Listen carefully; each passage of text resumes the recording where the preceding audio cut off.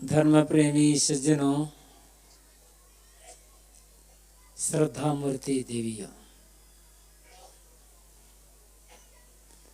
श्री कबीर संस्थान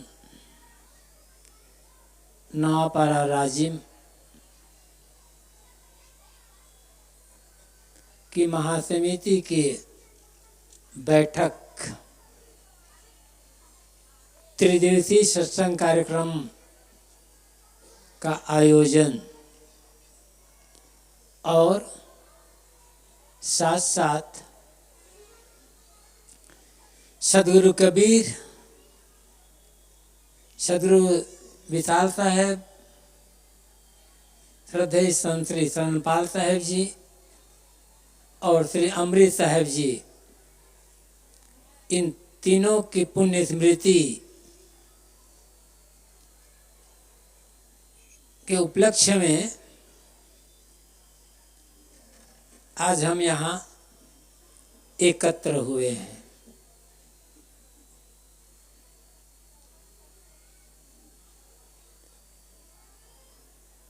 हमारे जीवन में सत्संग का बहुत बड़ा महत्व होता है।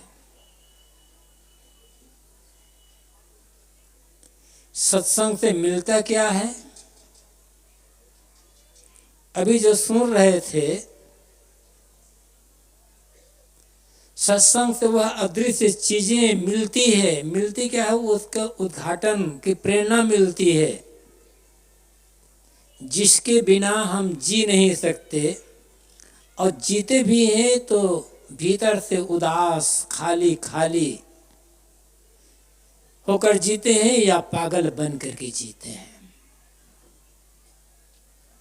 दया की, क्षमा की, प्रेम की, करुणा की, भक्ति की, श्रद्धा की, धर्म की शक्ति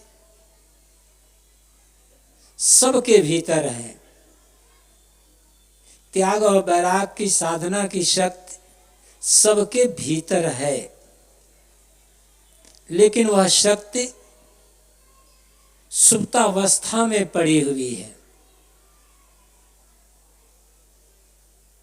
उस शक्ति का जागरण सत्संग के माध्यम से, संतों की संगति के माध्यम से होता है। संत गुरु आधार और न रक्षक कोई कीते। जो भी शांत इच्छुक व्यक्ति है, और शांत दुनिया का हर व्यक्ति चाहता है, और शांति, सुख, प्रसन्नता के लिए ही तो आदमी सब कुछ कर रहा है। लेकिन सच्ची शांत, सच्ची प्रसन्नता, सच्चा सुख और आनंद कहाँ है, किसमें है? इसका ज्ञान, इसका बोध संतों की संगति और सत्संग के माध्यम से ही होता है।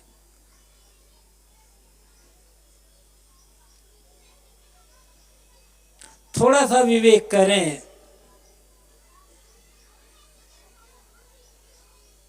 तो ये बात बड़ी आसानी से समझ में आ सकती है। जैसे हमें जीवित रहने के लिए और साथ साथ शरीर की ऊर्जा को बनाए रखने के लिए रोज भोजन करने की आवश्यकता है, ऐसे ही अपने भीतर की जो शक्ति है, प्रेम की, दया, क्षमा की, करुणा की, धर्म और भक्ति की, उस शक्ति को जागृत करने के लिए और साथ साथ प्रसन्नता से, शांति से, आनंद से जीने के लिए रोज सत्संग करने की आवश्यकता है। रोज सत्संग नहीं कर सकते, सत्संग नहीं मिल सकता, तो रोज अपने घर में बैठ करके कम से कम आधा घंटा या 1 घंटा ज्ञान के ग्रंथ पढ़ने की आवश्यकता है। सत्संग नहीं करेंगे, संतों की संगति नहीं करेंगे और ज्ञान के ग्रंथ नहीं पढ़ेंगे, जो शक्ति आपके हमारे भीतर है, जो शक्ति हमें प्रेरणा देती है, हमें जीने के लिए बल देती है, उस शक्ति का जागरण नहीं हो सकेगा। आखिर सब कुछ तो है,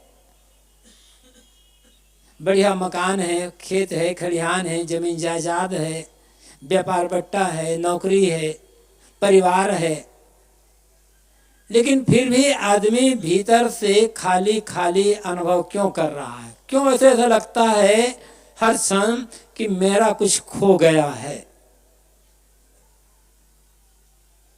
और जो खो गया है वो दिखाई नहीं पड़ता, दिखाई पड़ने को चीज भी नहीं है, वो समझने की, अनुभव करने की चीज है।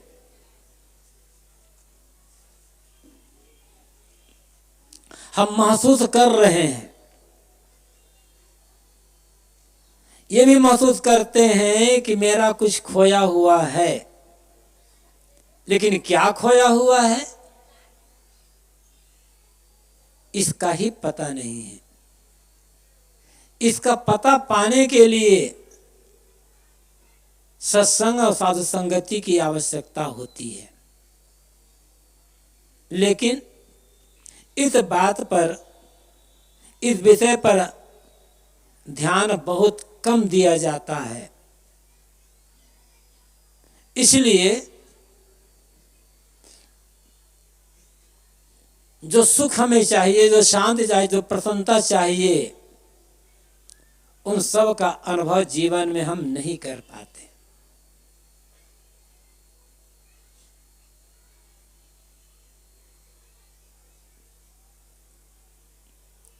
जीवन में एक दिन भोजन नहीं मिलेगा तो हम जीवित रह सकते हैं। यदि दिन भर पानी पीने को न मिला तो भी जीवित रह सकते हैं। और यहां तक हम कह सकते हैं कि बिना भोजन के आप 2 दिन, 4 दिन, 6 दिन भी जीवित रह सकते हैं। कितने लोग हैं उपवास करते हैं, 10-10 दिन को उपवास कर लेते हैं, खाते कुछ नहीं है। 1 दिन 2 दिन पानी ना पिएंगे तो भी आप जीवित रह लेंगे, लेकिन बिना हवा के कितने दिन जीवित रहेंगे?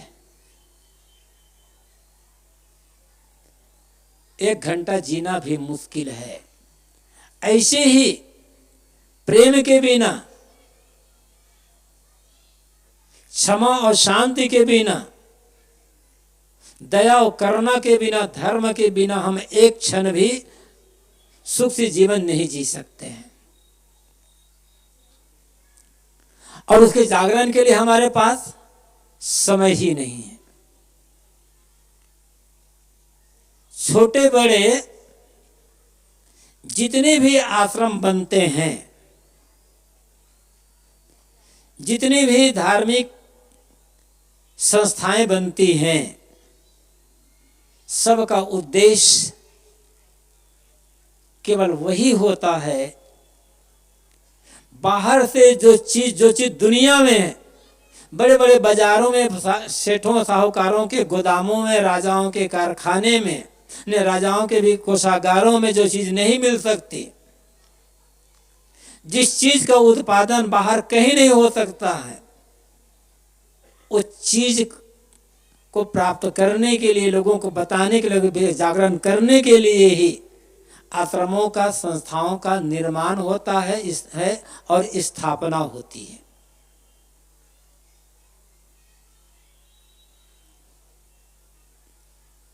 जितने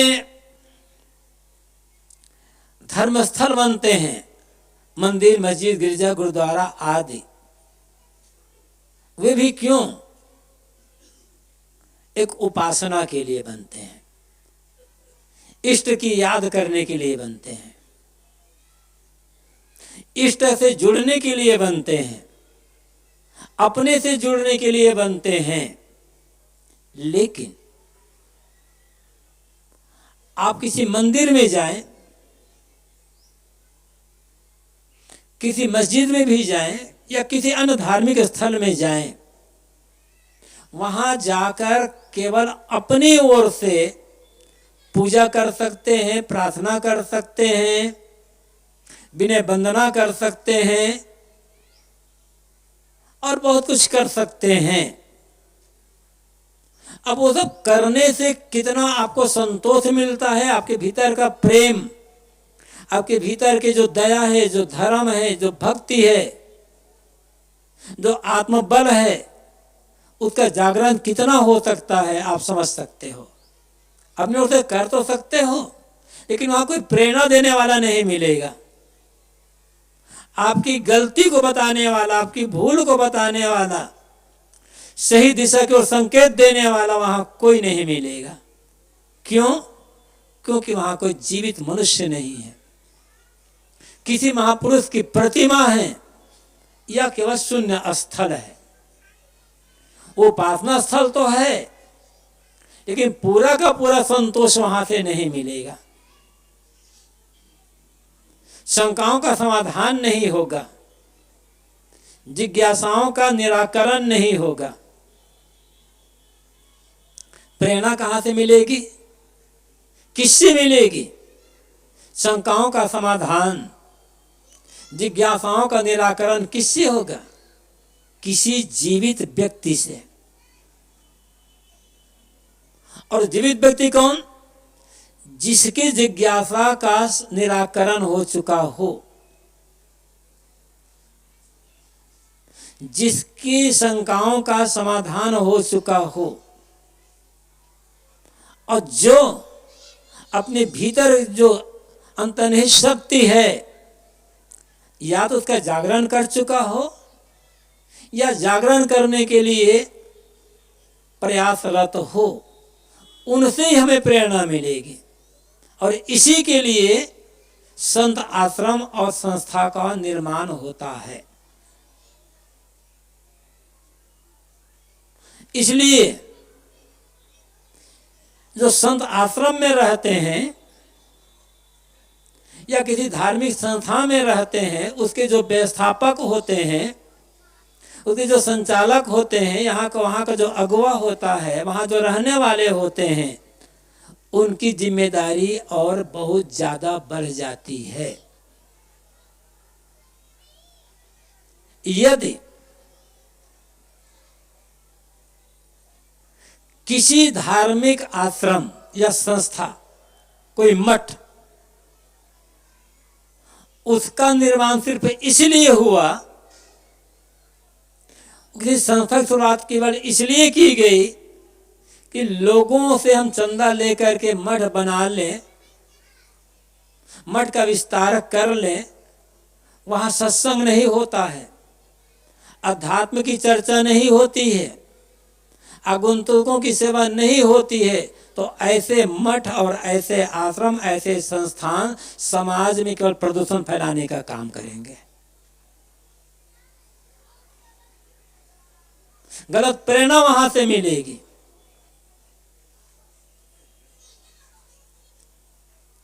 मठ बना लेना कोई बड़ी बात नहीं है, आश्रम बना लेना कोई बड़ी बात नहीं है, चंदा देने वाले भगत मिल जाएंगे। लेकिन क्यों बनाया गया? किस लिए बनाया गया? आश्रम तो बन गया, अकेले व्यक्ति रह रहा है, गए तो ताला लगा दिए, और कहे दूर से बड़ी आशा से संत भक्त आ गए, वहां आश्रम में जाएंगे, कुछ संतो सेवा करेंगे, जाए तो निराशा, दोबारा लौटकर कब तक आएगा? वो कितनी बार आएगा? तो पहले तो हमें ये सोचना होगा, ये भी जो आश्रम बना है, हम भी एक आश्रम में रहते हैं, संस्थान में रहते हैं, और सब संत रहते हैं, ये सोचना होगा कि ये आश्रम हम निर्माण कर रहे हैं अपनी शांति के लिए और लोगों को शांति का रास्ता बताने के लिए, और वो काम नहीं हुआ, तो फिर उद्देश्य बेकार होता है।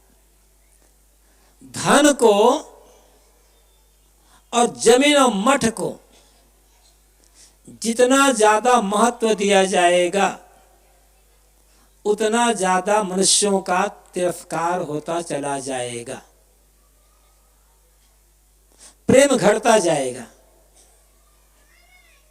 ये बताया जा रहा था अभी आपको, सुंदर से सुंदर भोजन मिल जाए, कपड़े मिल जाए, सब कुछ मिल जाए, किसी से किसी का प्यार ना मिले तो बेकार। एक छोटा बच्चा भी चाहता, एक अनाथालय में एक निसंतान दंपत्ति एक अनाथ बच्चे को गोद लेने के लिए गए। वहां के जो व्यवस्थापक उनसे मिले कि हम बताए कि हम एक बच्चे को गोद लेने के लिए आए हैं। कई बच्चे थे, उन्हें दिखाया गया तो एक बच्चा उस दंपत्ति को पसंद आया। उन लोगों ने बच्चे से कहा, बेटे तुम चलो हमारे साथ चलोगे? कि क्यों? कहा कि तुम्हारे साथ जाऊंगा तो मुझे क्या मिलेगा? कहे कि तुम्हें रहने के लिए बहुत बड़ा घर मिलेगा, खाने पीने के लिए अच्छी अच्छी सामग्री मिलेगी, उत्तम उत्तम भोजन मिलेगा, घूमने फिरने के लिए गाड़ी मिलेगी, सेवा करने के लिए नौकर मिलेंगे, खेलने के लिए अच्छे सुंदर सुंदर खिलौने मिलेंगे, नए नए कपड़े मिलेंगे। लड़के ने, वो बच्चे ने कहा बस इतना ही? तो धनी आदमी से कहा तो तुम्हें और क्या चाहिए? रहने के लिए बड़ा मकान चाहिए, पहनने के लिए सुंदर कपड़े चाहिए, खेलने के लिए खिलौना चाहिए, घूमने के लिए गाड़ी चाहिए और टहलाने के लिए नौकर चाहिए, तुम्हें और क्या चाहिए? तब उस बच्चे ने कहा यदि आपके साथ जाने में मुझे इतना ही मिलेगा तो मुझे तो सब इस अनाथालय में मिल रहा है कम ज्यादा, आपके साथ जाकर क्या करूंगा मैं? तो दंपत्ति ने कहा फिर तुम्हें और क्या चाहिए? तो बच्चा कहता है मुझे किसी का दिल का सच्चा प्यार चाहिए, तो अनाथालय में नहीं मिलता है।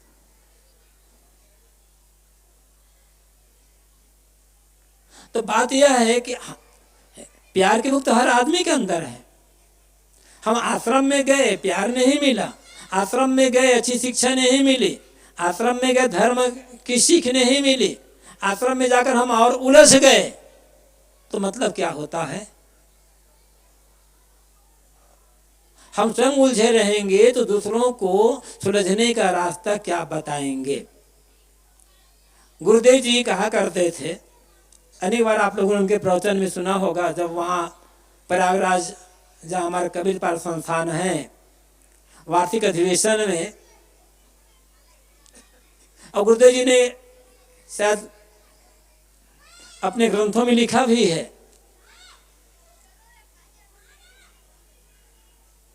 कि गुरुदेव जी ने जब प्रयागराज में वहाँ एक संस्थान की स्थापना की तो अक्सर वे चर्चा करते थे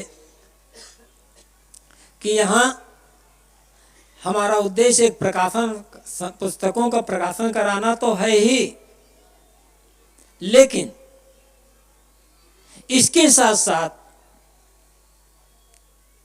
उद्देश्य यह है कि नए जिज्ञासु जो आते हैं घर छोड़ करके, उन्हें संरक्षण मिले, उन्हें साधना करने के लिए एक भूमिका मिले। जो बुजुर्ग संत हैं, पुराने संत या वृद्ध रोगी, उनकी सेवा हो, और साथ साथ यहाँ रह करके आने वाले जो भक्त सज्जन हैं और रहने वाले वो लोग हैं, वो लोग आत्मकल्याण के लिए साधना कर सके। 3 चीजें हैं किसी मठ, किसी आश्रम के निर्माण के अर्थ में। जो नए साधक आते हैं घर छोड़ करके, उन्हें रहने की जगह संरक्षण मिलना चाहिए। जो पुराने संत हैं, बुजुर्ग बूढ़े संत हैं, वृद्ध हैं और रोगी हैं, उनकी सेवा।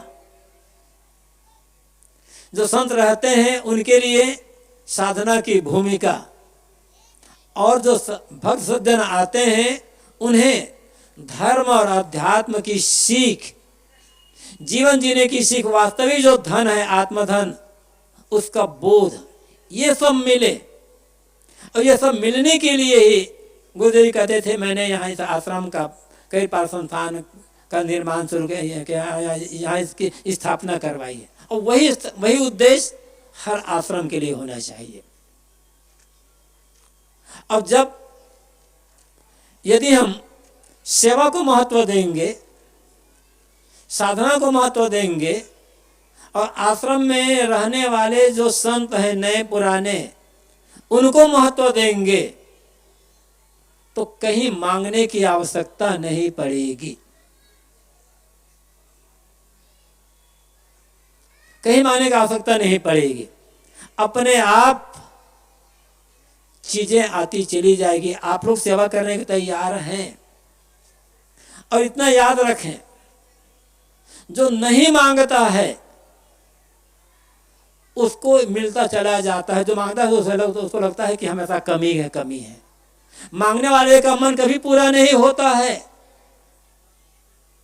उसे सदैव कमी कमी कमी का अनुभव होता रहता है। वो कमी की आग में हमेशा जलता रहता है। और जो नहीं मांगता उसे इतना मिल जाता, लगता भैया अब आवश्यकता नहीं हमको। साधु हुआ जाता है मांगने के लिए नहीं, साधना करने के लिए। हम साधना करें, अपने साधना मार्ग में चले ठीक से। यदि हमारा आचरण, हमारा स्वभाव, हमारा चरित्र, हमारा त्याग, हमारा वैराग सही है, तो खिलाने वालों की कमी नहीं होगी। और इनमें गड़बड़ी है तो जो खा रहे हैं तो खींचने वालों की कमी नहीं होगी। श्रद्धेय श्री विमल साहब जी, जिन्हें हम लोग भंडारी साहब कहते हैं, जब हम लोग नए नए आए थे, बिल्कुल उस 75-76 की बात होगी, और यहाँ इलाहाबाद आश्रम की शुरुआत हुई 77 में, तब भी वे कहा करते थे नए साधकों को प्रायः, देखो भैया साधु होने के लिए आए हो, घबराना मत, तुम अपने केवल त्याग और वैराग के मार्ग में चलो। यदि तुम्हारा त्याग और वैराग्य सच्चा है तो तुम यदि ये व्रत ले लो, प्रतिज्ञा कर लो कि मैं जिंदगी भर केवल सोने का भस्म खा करके रहूंगा। और सोने का भस्म, सोने जलाओगे तो भस्म कितना बनेगा? तो तुम ये प्रतिज्ञा कर लो, मैं पेट भर सोने का भस्म खाकर जिंदगी भर रहूंगा। तुम्हारा वैराग सच्चा है तो तुम्हें खिलाने वाले मिल जाएंगे। वैराग मार्ग पर चलो तो पहले, लेकिन वैराग ही कमी है, तब धीरे धीरे जो लोग आते रहते हैं वो भी ही एक एक करके छूटते चले जाएंगे। तो कोई भी मठ है, छोटे बड़े, कोई छोटा होता है कोई बड़ा होता है, कोई भी मठ है, वहां के जो व्यवस्थापक लोग हैं, चाहे हम हो या दूसरे लोग हों, उन्हें भी मठ चलाने के लिए पैसे की आवश्यकता होती है। आखिर जो लोग आएंगे, आप लोग आए हैं, कुछ न रहेगा हमारे पास तो खिलाएंगे क्या? मठ या सेवा कैसे होगी, व्यवस्था कैसे होगी? पैसे की आवश्यकता तो है, लेकिन महत्व पैसे को नहीं देना है, महत्व सेवा को देना है, त्याग को देना है और साधना को देना है। और सेवा, त्याग और साधना, ये तीनों को महत्व दिया जाएगा तो कभी किसी चीज की कमी नहीं रहेगी। हम भी प्रसन्न रहेंगे, हमसे मिलने वाले भी प्रसन्न रहेंगे, और जिसके बिना हम जी नहीं सकते, भीतर की जो चीज, वो चीजें बढ़ती चली जाएगी। और जहां पैसे को महत्व दिया गया, मकान को महत्व दिया गया, जमीन को महत्व दिया गया, सेवा घटेगी, त्याग घटेगा, साधना घटेगी और वैराग बड़ा करने के लिए चला जाएगा। कुछ बचेगा नहीं अपने पास। फिर गुरुदेव जी ने सदगुरु श्री रामसूरत साहब का आशीर्वाद रहा है इस आश्रम के लिए, संस्थान के लिए। गुरुदेव जी की प्रेरणा, उनका आशीर्वाद रहा है। सदैव श्री शरणपाल साहब जी, श्री अमृत साहब जी, वो तो नींव ही रहे हैं। जिस आशा से सदगुरु श्री रामसूरत साहब, सदगुरु श्री अभिलाष साहब, शरणपाल साहब, अमृत साहब जी, अन्य संतों ने और आप सब ने जिस आशा से मिल करके